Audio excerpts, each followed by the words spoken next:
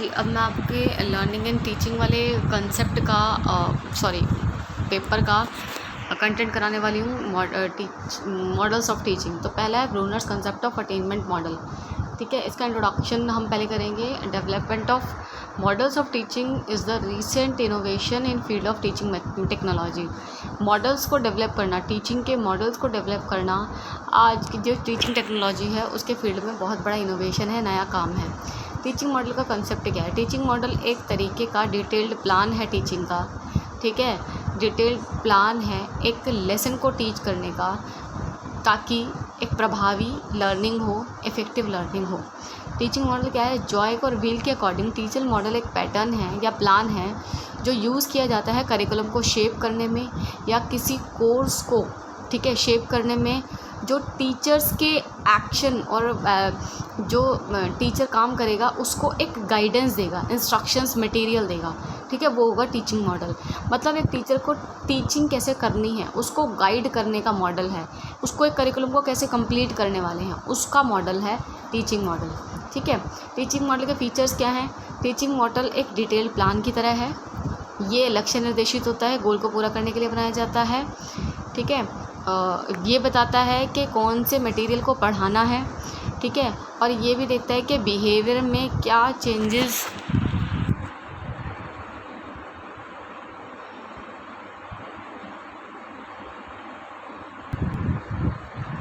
तो teaching model help करता है बिहेवियर में चेंजेस लाने में, स्टूडेंट्स के बिहेवियर में चेंजिंग लाने में, जो कि मेज़र किए जा सके। उसके बाद फंक्शंस ऑफ टीचिंग मॉडल क्या है कि टीचिंग मॉडल हेल्प करता है टीचर को कि एप्रोप्रिएट स्ट्रैटेजीज़ कैसे अपनाएं, कैसे टेक्निक्स को अपनाएं, कौन से टॉपिक के लिए कौन सा टूल लें। ठीक है, किस तरीके से हम कौन से मटेरियल के थ्रू टीचिंग कराएं, मैथ्स कौन से मटेरियल के थ्रू कराएं, साइंस कौन से मटेरियल के थ्रू कराएं। ठीक है, हम चार्ट लें, हम फ्लैश कार्ड्स लें, हम मॉडल लें, तो कौन से टॉपिक के लिए कौन सा मटेरियल ज़रूरी होगा ये दिखाता है। ठीक है, टीचिंग मॉडल डायरेक्टली रिलेट करता है बच्चों के बिहेवियर को चेंज करने में, और ये टीचर स्टूडेंट इंटरेक्शन में भी हेल्प करता है कि टीचर और स्टूडेंट दोनों इंटरेक्ट करें आपस में, उसमें भी हेल्प करता है। एलिमेंट्स क्या है टीचिंग मॉडल के? फोकस करना, सिंटैक्स, ठीक है, रिएक्शन का principle, support system, social system और एप्लीकेशन कंटेक्स्ट, ये एलिमेंट्स हैं। ठीक है, जो टीचिंग मॉडल में यूज़ होने ही होने हैं। टीचिंग मॉडल के कौन कौन से टाइप है? Information processing model, social interaction model, person developmental model, behaviour modification model. ठीक है, ये जेस और वेल के अकॉर्डिंग है, जो हमारे वाले मॉडल हैं वो अलग हैं। ठीक है, सबसे पहले हम आते हैं कंसेप्ट अटेनमेंट मॉडल पे। ठीक है, CAM इसको बोलते हैं। ये CAM जो है ये जेरोम ब्रूनर ने इन पे काम किया था, जैकलॉन गुडनो ने और जॉर्ज ऑस्टिन, इन तीनों ने इस पे काम किया था कंसेप्ट अटेनमेंट मॉडल पे। ठीक है, ये इंफॉर्मेशन प्रोसेसिंग मॉडल के कैटेगरी में आता है। इसको हम ब्रूनर कंसेप्ट अटेनमेंट मॉडल भी कहते हैं, और इसका स्ट्रैटेजी है कि कंसेप्ट को कैसे पढ़ाया जाए। ठीक है, कंसेप्ट अटेनमेंट क्या है? Concept attainment indirect instruction strategy है जो यूज़ की जाती है स्ट्रक्चर्ड इंक्वायरी प्रोसेस में। एक इंक्वायरी प्रोसेस जो पहले से प्लान्ड होती है कि इस तरीके से इंक्वायरी करनी है, उसमें इस प्रोसेस का, इस इंस्ट्रक्शन का यूज़ किया जाता है। एलिमेंट क्या है इसके? ब्रूनर ने डिस्कस किए 5 एलिमेंट कंसेप्ट के कि पहला नेम, फिर एग्जाम्पल क्या है, फिर एट्रीब्यूट क्या है, फिर एट्रीब्यूट वैल्यूज़ क्या है, और फिर रूल क्या है। इस मॉडल के वेरिएशन क्या हैं? इस 3 वेरिएशन है इसमें: रिसेप्शन मॉडल, सिलेक्शन मॉडल और अनऑर्गेनाइज्ड मटेरियल मॉडल। ठीक है, फंडामेंटल एलिमेंट जो है पहले अटेनमेंट मॉडल के वो देख लेते हैं। फोकस क्या है? अगर हम देखें प्रैक्टिस में जो मॉडल है वो वर्क करता है एक इंडक्टिव मॉडल के अकॉर्डिंग। ठीक है, in the model works as an inductive model design to teach concept through the use of example के थ्रू कैसे पढ़ाना है ये हमें बताता है। 3 वेरिएशन हैं जो मॉडल के, वो कॉमन टारगेट होते हैं उन तीनों के, ठीक है। तो फोकस में क्या है, फोकस में मेनली ये है कि किस तरीके से एग्जाम्पल के थ्रू आपको कंसेप्ट को पढ़ाना है। फिर है प्रिंसिपल ऑफ रिएक्शन, इसमें गाइड करता है ये टीचर को कि कैसे आपको लर्नर की बातों का रिस्पॉन्स करना है, लर्नर के क्वेश्चंस को रिस्पॉन्स करना है। फिर है सपोर्ट सिस्टम, ठीक है। कंसेप्ट अटेनमेंट में concept attainment lesson require that positive and negative examples be presented to the students, के दोनों तरीके के एग्जांपल्स प्रेजेंट होने चाहिए बच्चे के आगे, नेगेटिव भी और पॉजिटिव भी। फिर आता है सोशल सिस्टम। इस कंसेप्ट अटेनमेंट मॉडल में जो टीचर है वो कंट्रोलर होता है सिचुएशन, मतलब सिचुएशन को कंट्रोल करने वाला होता है। 3 फंक्शंस होते हैं टीचर के कि वो रिकॉर्ड करे, प्रॉम्प्ट करे और एडिशनल डाटा को प्रेजेंट करे, ठीक है। ये 3 काम होते हैं टीचर के सोशल सिस्टम में। उसके बाद अगर हम बात करें तो आती है सिंटेक्स की बात, ठीक है। सिंटेक्स में 3 आता है, एक तो फेज़ आता है, एक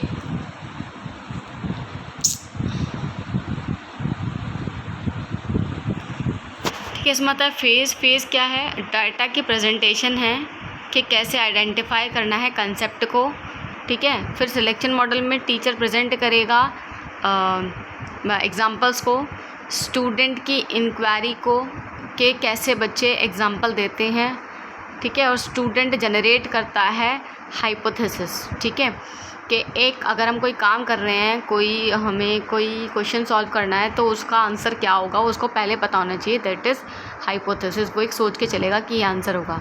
फिर आता है रिसेप्शन मॉडल। ये सिंटैक्स में 3 होते हैं, फेज, सिलेक्शन और रिसेप्शन। रिसेप्शन में टीचर प्रेजेंट कर देगा एग्जाम्पल को, पॉजिटिव और नेगेटिव दोनों तरीके से। जो भी वो टॉपिक पढ़ाएगा उसमें दोनों एग्जाम्पल देगा, पॉजिटिव और नेगेटिव भी। स्टूडेंट कंपेयर करेंगे एट्रीब्यूट को, पॉजिटिव और नेगेटिव दोनों तरीके से। स्टूडेंट जनरेट करेंगे फिर और हाइपोथेसिस को टेस्ट करेंगे, और स्टूडेंट कंसेप्ट को नेम देंगे और डेफिनेशन बताएंगे। फिर फेज़ 2 में टेस्टिंग अटेनमेंट है। अब टेस्टिंग कैसे करना है, पहले है प्रेजेंटेशन ऑफ डाटा, फिर आता है टेस्टिंग। टेस्टिंग में स्टूडेंट आइडेंटिफाई करेगा एडिशनल एग्जांपल्स को, ठीक है। फिर स्टूडेंट एग्जांपल जनरेट करेगा, फिर टीचर कंफर्म करेगा कि हाइपोथेसिस सही है या नहीं और कंसेप्ट का नेम सही है या नहीं। फिर फेज़ 3 में जो भी काम हुआ है उसको एनालाइज़ किया जाएगा, उनकी थिंकिंग को, जो उसकी स्ट्रैटेजीज़ हैं उनको एनालाइज़ किया जाएगा। स्टूडेंट डिस्क्राइब करेगा थॉट्स को, स्टूडेंट डिस्कस करेगा हाइपोथेसिस के टाइप्स को और उनके नेम को, ठीक है। उसके बाद मेरिट्स क्या हैं कंसेप्ट अटेनमेंट मॉडल के, ये हेल्पफुल है बच्चे की इमेजिनेशन पावर को डेवलप करने में, ये हेल्प करता है बच्चे को एनालाइज करने में, ठीक है, रीजनिंग करने में, बच्चे की रीजनिंग पावर को भी ये डेवलप करता है।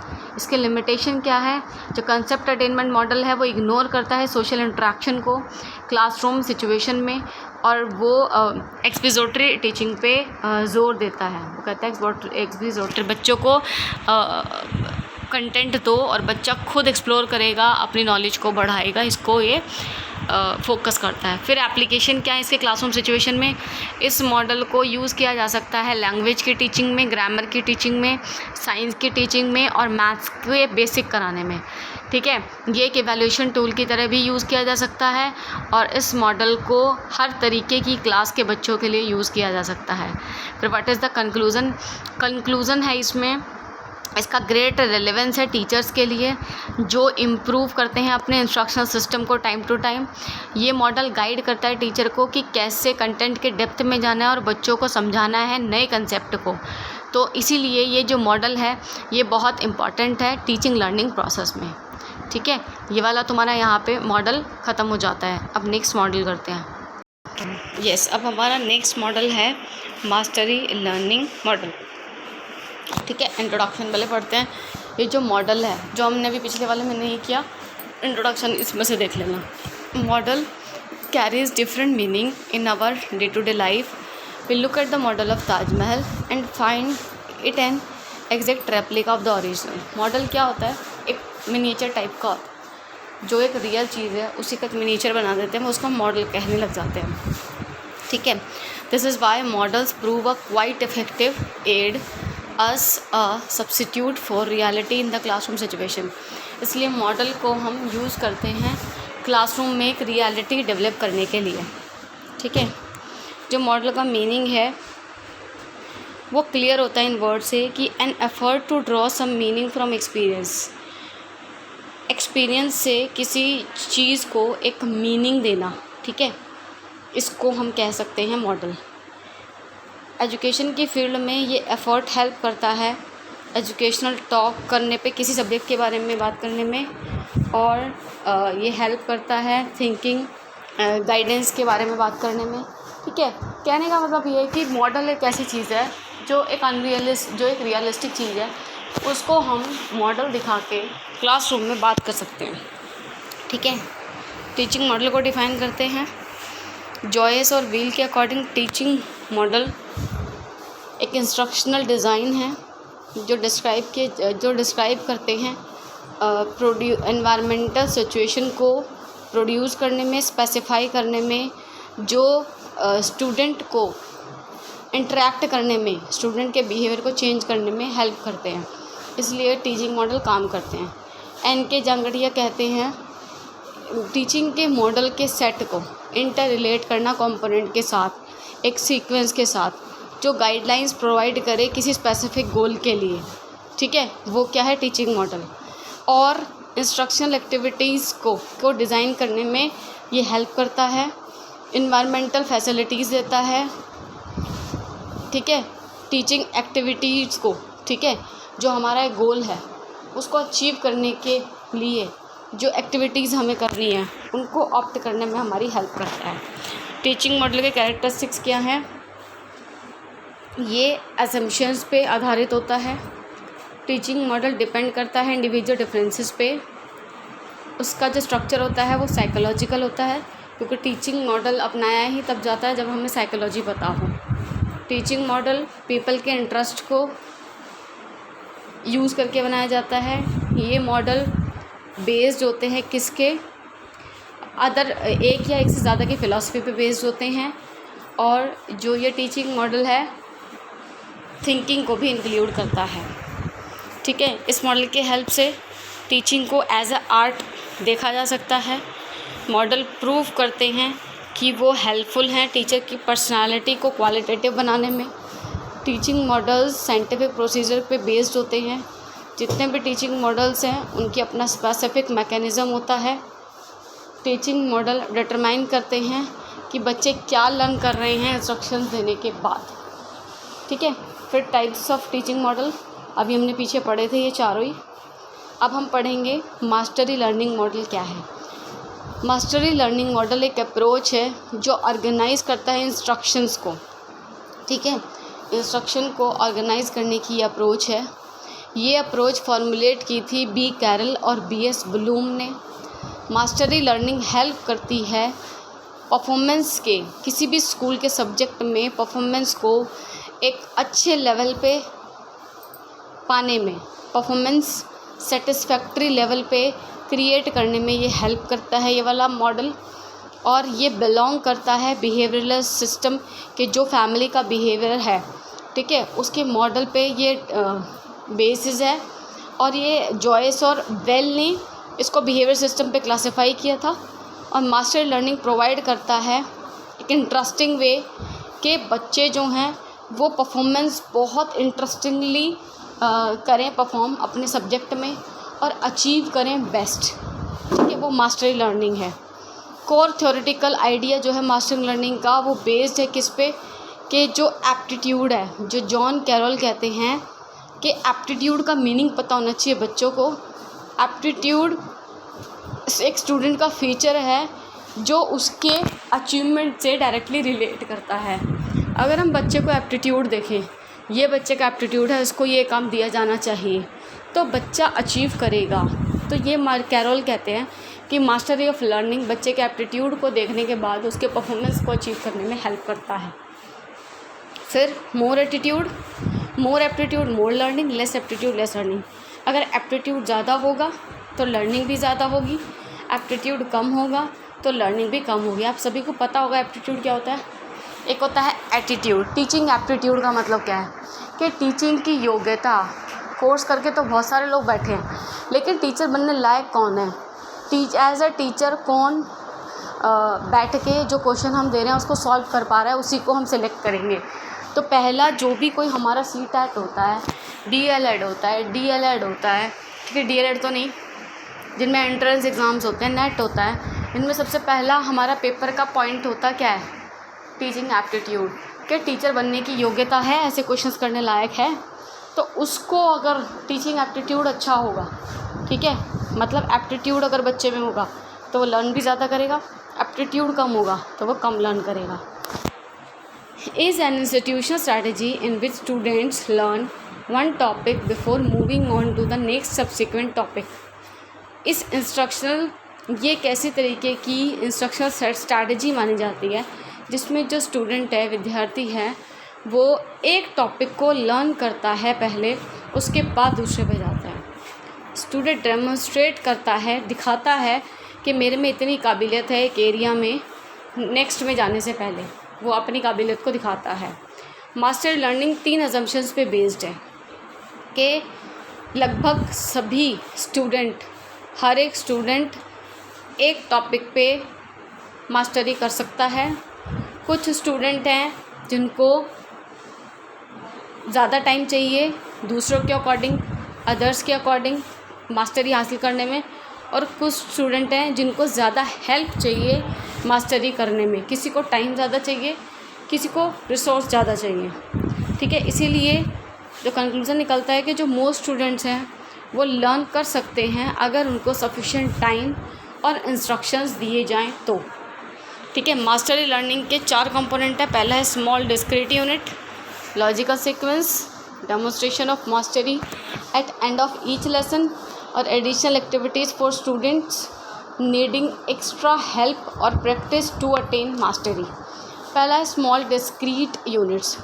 Subject matter is broken up into a bunch of little lessons that covers a small amount of material.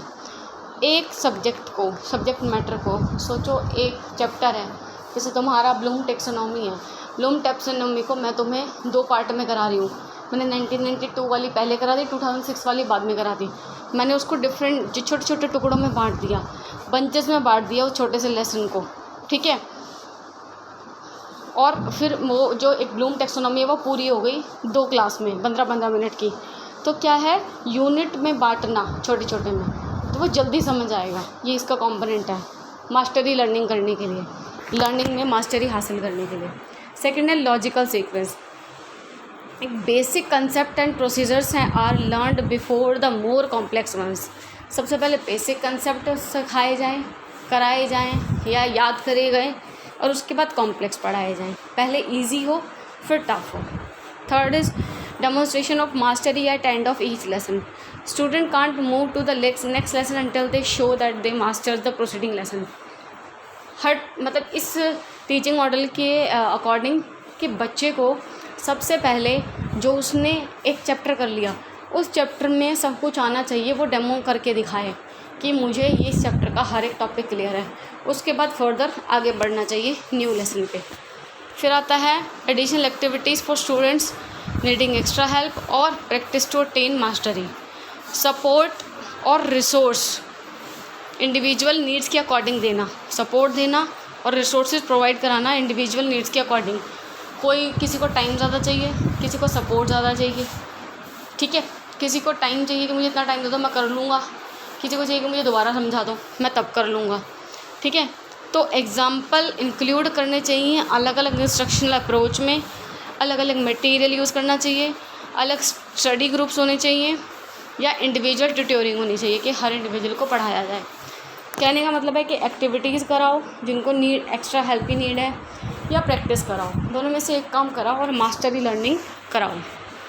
Characteristics क्या हैं मास्टरी लर्निंग की, विशेषताएं क्या हैं? ब्लूम कहते हैं कि किसी भी सब्जेक्ट की मास्टरी का मतलब ये है कि कुछ ऑब्जेक्टिव्स जो उस यूनिट में हैं वो तुम पूरे कर पाओ। उन ऑब्जेक्टिव्स को अटेन करना तुम्हारा काम है, ठीक है। उनको अगर अटेन कर लिया और उनको अटेन कर पाएगा जो इस मॉडल को अपना लेता है। दूसरा है substance is then divided into a larger set of relatively small learning units. एक सब्सटेंस है उसको छोटी छोटी लर्निंग यूनिट में डिवाइड किया जाएगा हर यूनिट को अपने ऑब्जेक्टिव होंगे, इन ऑब्जेक्टिव को अटेन किया जाएगा, ठीक है। और इनको these are considered essential for their mastery, और ये कहा जाएगा कि भाई ये तुम्हारी मास्टरी के लिए ज़रूरी है। कहने का मतलब ये है कि अगर हम बात करें आपके फर्स्ट यूनिट की, जिसमें हमें बताना है कि इंटेलिजेंस क्या है, तो भाई इंटेलिजेंस जब मैं तुम्हें बोलूँगी कि इंटेलिजेंस की थ्योरी आ गई कि भाई तुम करके दिखाओ थॉर्नडाइक की थ्योरी। थॉर्नडाइक की थ्योरी से पहले तुम्हें आना चाहिए इंटेलिजेंस क्या होता है, उसकी डेफिनेशन आनी चाहिए, उसके कैरेक्टरिस्टिक्स आने चाहिए, इंटेलिजेंस की सारी थ्योरीज़ के नाम पता होने चाहिए, फिर तुम इंटेलिजेंस की थॉर्नडाइक की थ्योरी को एक्सप्लेन करोगे। तो कहने का मतलब ये है कि ब्लूम कहते हैं कि जो सब्जेक्ट है ना, जो यूनिट है ना, उसको छोटे छोटे पार्ट में डिवाइड किया जाए, और डिवाइड करने के बाद जब उसको मर्ज करो तो वो एक बड़ी यूनिट का हिस्सा होना चाहिए जो लर्न करना ज़रूरी है, और वो जब हो जाएगा तो वो एक टॉपिक पे तुम्हारी मास्टरी होगी, ठीक है। फिर आता है लर्निंग मटेरियल आइडेंटिफाई किया जाएगा, ठीक है, और उसके बाद इंस्ट्रक्शन स्ट्रैटेजी सेलेक्ट की जाएगी कि भाई ये मटेरियल पढ़ाना है, और उसके बाद स्ट्रैटेजी सेलेक्ट करेंगे कि इस स्ट्रैटेजी से पढ़ाना है। हर यूनिट को ब्रीफली डायग्नोस्टिक टेस्ट के अकॉर्डिंग देखना है कि बच्चे की अगर प्रोग्रेस जिन बच्चों की नहीं हो रही है वो क्यों नहीं हो रही है। डायग्नोस्टिक टेस्ट मतलब ये पता करना है टेस्ट के द्वारा कि बच्चा जो है वो उस सब्जेक्ट को या उस यूनिट को क्यों नहीं कर पाया है, और उसके बाद उसके रेमेडियल मेजर, ठीक है, कि उसको कैसे रेमेडी दें। इन डायग्नोस्टिक टेस्ट को आइडेंटिफाई करके पर्टिकुलर प्रॉब्लम को देख के जो बच्चा फेस कर रहा है उनको ऑप्ट करना है। उसके बाद डाटा ऑप्टेंड फ्रॉम, जो डायग्नोस्टिक डाटा टेस्ट से डाटा हमें मिला है उसके लिए सप्लीमेंट्री इंस्ट्रक्शंस लगाएंगे ताकि उन स्टूडेंट को हेल्प की जाए जिनको प्रॉब्लम हो रही है। मास्टरी लर्निंग मॉडल में भी बेसिक एलिमेंट है फोकस। फोकस का एम है कि वो स्टूडेंट को है उसके एप्टीट्यूड को, उसकी नॉलेज को, सब्जेक्ट की को उसको कंट्रोल करें, उसके अजम्पशंस को देखें, जो जितने भी स्टूडेंट हैं क्लास के, क्या वो लर्न कर सकते हैं, क्या वो मास्टरी हासिल कर सकते हैं, क्या एक पर्टिकुलर टाइम में वो कितना लर्न कर सकते हैं, ठीक है, कितने इंस्ट्रक्शन की ज़रूरत है, कितना हेल्प देनी है उन्हें उनके इंटरेस्ट और एबिलिटी के अकॉर्डिंग। तो जो मॉडल है फोकस करता है कि कैसे मास्टरी लेवल अटेन करना है, ये देख के कि इंडिविजुअल कितने हैं, कितना को कैसी हेल्प चाहिए, कितना को प्रॉब्लम हो रही है, ये सब करके। फिर इसमें भी सिंटेक्स आता है, प्लानिंग करनी है मास्टरी के लिए, पढ़ाना है मास्टरी के लिए, फॉर्मेटिव इवैल्यूएशन भी करना है, ठीक है, फिर डिफरेंट टीचिंग मेथड्स भी प्रोवाइड कराने हैं मास्टरी के लिए, फिर इवैल्यूएट भी करना है, रेमेडियल वर्क भी कराना है ताकि हर बच्चे को हर यूनिट समझ में आए। फिर फेज़ 1 प्लानिंग करनी है मास्टरी की, फिर देखना है टीचिंग, फिर फॉर्मेटिव इवैल्यूएशन, फिर मास्टरी प्रोवाइड करनी है, फिर रीवैल्यूएशन, फिर समेटिव इवैल्यूएशन। सोशल सिस्टम में क्या आएगा? A social system of any teaching model provides information regarding the teacher and the student relationship. एक सोशल सिस्टम स्टूडेंट और टीचर के बीच के रिलेशनशिप को प्रोवाइड करता है, ठीक है। इस मेथड में टीचर प्ले करता है बहुत इंपॉर्टेंट रोल। टीचर हेल्प करता है स्टूडेंट को मास्टरी हासिल करने में, सब्जेक्ट में। वो देखता है हर इंडिविजुअल में कोई अगर कोई प्रॉब्लम है तो उसको भी वो सॉल्व करेगा। टीचर रिस्पॉन्सिबल होता है बच्चे की सक्सेस के लिए या फेलियर के लिए। सेकंड है मास्टरी को अटेन करने के लिए जितने भी स्टूडेंट हैं क्लास के, वो सभी जो टीचर है वो ऑर्गेनाइज़ करेगा क्लास को स्मॉल ग्रुप्स में, ठीक है, और उनको हेल्प करेगा, बच्चों को मॉनिटर करेगा, इंडिविजुअली देखेगा उनको एज अ ट्यूटर। तो ये जो मॉडल है ये अपॉर्चुनिटी प्रोवाइड करता है सिर्फ टीचर पीपल इंटरेक्शन को नहीं, बल्कि हर पीपल टू पीपल इंटरेक्शन को भी ये फोकस करता है। सपोर्ट सिस्टम, इस मॉडल के अकॉर्डिंग एडिशनल सपोर्ट दी जाती है, ठीक है, बच्चे को नॉर्मल क्लासरूम सिचुएशन में इवैल्यूएशन किया जाता है, डायग्नोस्टिक टेस्ट होते हैं, और डायग्नोस्टिक टेस्ट के बाद जो प्रॉब्लम आती है उसके लिए रेमेडी टीचिंग भी होती है, ठीक है। जैसे यूनिट 1 फॉर्मेटिव असेसमेंट हुआ, फिर एक्टिविटीज़ हुई, करेक्टिविटीज़ हुई, कि एक्टिविटीज़ हुई जिसने एनरिचमेंट मतलब जिसने वो टॉपिक को अटेन कर लिया उसको यूनिट 2 पे भेज दिया। जिसमें करेक्शंस आई हैं उनको फिर उसका फॉर्मेटिव असेसमेंट हुआ और उसके बाद यूनिट 2 में भेजा। करेक्शंस करवाने के बाद फिर उसका एक बार असेसमेंट किया गया और फिर उसको यूनिट 2 करवाई गई। ठीक है, दिस इज़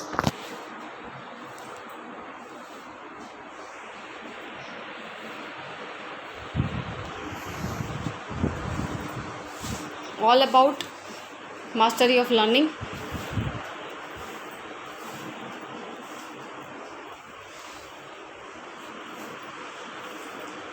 ठीक है, इसके एप्लीकेशंस भी देख लो। इसके एप्लीकेशन क्या है, सेल्फ कॉन्फिडेंस डेवलप होता है, स्लो लर्नर का भी सेल्फ इनिशिएट करता है बच्चा। ठीक है, उसमें भी डेवलपमेंट होती है, बच्चा सेल्फ एनालिसिस करना सीखता है, इंस्पिरेशन आती है बच्चों के अंदर काम करने की, प्रॉब्लम सॉल्विंग क्वालिटी डेवलप होती है। ठीक है, स्कूल सब्जेक्ट में मास्टरी हासिल करने में बच्चों को हेल्प करती है ये मास्टरी लर्निंग। देन मेरिट्स क्या हैं इसके, स्टूडेंट को हेल्प करती है कि उन्हें क्या लर्न करना है, कैसे वो बेटर कर सकते हैं। ठीक है, कैसे बच्चों में करेक्शंस आ रहे हैं इंडिविजुअल के, उन करेक्शंस को कैसे ठीक करके उनको अच्छे से और टॉपिक को समझाना है। फिर कैसे जो लर्निंग डिफ़िकल्टी है उनको प्रिवेंट करना है, कैसे मेजर लर्निंग प्रॉब्लम्स को प्रिवेंट करना है, कैसे स्टूडेंट को हेल्प करना है उनकी डिफ़िकल्टीज़ में, कैसे स्टूडेंट को सेकंड चांस देना है, कैसे एक्टिविटीज़ प्रोवाइड करनी है ताकि पता लग सके बच्चों की मास्टरी लर्निंग हुई है या नहीं। उसके बाद बच्चे में अचीवमेंट लेवल के लिए, जो हर बच्चा है अलग है, उसको अचीवमेंट लेवल पता करने के लिए भी वेरिएशंस होंगी।